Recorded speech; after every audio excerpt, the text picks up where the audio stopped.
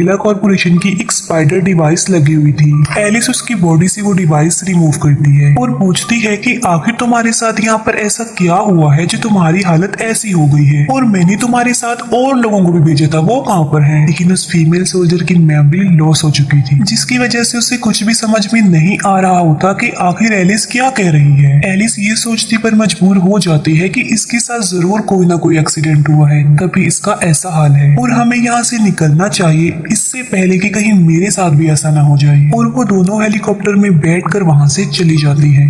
और जब वो लोग जा रहे होते हैं तब उन्हें जेल की एक छत पर कुछ सर्वाइवर्स नजर आते हैं जो उनसे हेल्प मांग रही थी, और एलिस उनकी छत पर अपना प्लेन उतारती है। एलिस प्लेन से उतरती है और उन सर्वाइवर्स से मिलती है। वो अपना इंट्रोडक्शन देती है और फीमेल सोल्जर के बारे में बताती है कि मेरे साथ वो भी है। वो कहती है कि मैं एक लोकेशन आर्केडिया की तरफ जा रही हूँ, आप लोगों को देखा कि हेल्प की जरूरत है तो मैं यहाँ आ गई। तब वहाँ पर खड़ा हुआ एक पुलिस ऑफिसर एलिस को बताता है कि आर्केडिया कोई जगह नहीं है, बल्कि वो एक शिप है जो ऑलमोस्ट यहाँ से 1 किलोमीटर की दूरी पर है। तब एलिस कहती है कि हमारे लिए वहाँ पहुँचना काफी डिफिकल्ट है, क्योंकि नीचे काफी ज्यादा ज़ॉम्बीज हैं और उनके बीच से निकलना तो इम्पॉसिबल है। वो लोग एलिस को एक प्रिजनर से मिलवाते हैं। एलिस उस प्रिजनर से मिलती है और पूछती है कि इन लोगों ने तुम्हें प्रिजनर बनाकर क्यों रखा हुआ है, जिस पर वो प्रिजनर जवाब देता है कि मैं इसी जेल का सोल्जर था और मैंने कैदियों को आजाद करवाने की कोशिश की ताकि वो भी ज़ॉम्बीज के खिलाफ लड़ सके। लेकिन उनमें से कुछ कैदी ऐसे थे जिन्हें ये बात अच्छी नहीं लगी और उन्होंने मुझे यहाँ पर कैद कर दिया। लेकिन मैं यहाँ से निकलने का रास्ता भी जानता हूँ, और अगर तुम मुझे यहाँ से आजाद कर दोगी तो मैं तुम लोगों को सेफली उस शिप तक पहुँचा सकता हूँ। इतनी ही देर में वहाँ पर एक सर्वाइवर आ जाता है और वो कहता है कि इसकी बातों को इग्नोर करो। एलिस जब वॉशरूम में जाती है तो उस वॉशरूम की सीलिंग तोड़कर एक ज़ॉम्बी वहाँ पर आ जाता है जो कि काफी खतरनाक नजर आ रहा था, और वो ज़ॉम्बी उन लोगों पर अटैक कर देता है। लेकिन तभी एलिस अपनी गन निकालकर उसके सर पर शूट कर देती है, जिसकी वजह से वो ज़ॉम्बी मर जाता है और उसके अंदर से बहुत सारे कॉइन्स निकलते हैं। ये देखकर वो सर्वाइवर एलिस को कहता है कि तुम तो काफी स्मार्ट हो। तब एलिस उसे अपने वेपन्स दिखाते हुए कहती है कि इन ज़ॉम्बीज को मारना मेरे लिए कोई नई बात नहीं है,